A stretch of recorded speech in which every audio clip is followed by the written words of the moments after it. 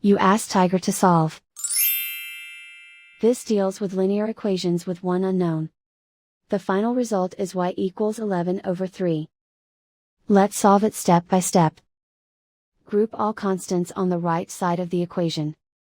Subtract 4 from both sides. Simplify the arithmetic.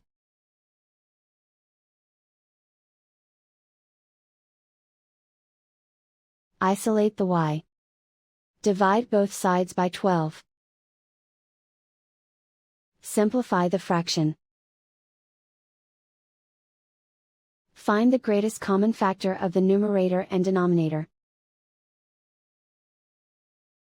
Factor out and cancel the greatest common factor. And so the final result is y equals 11/3.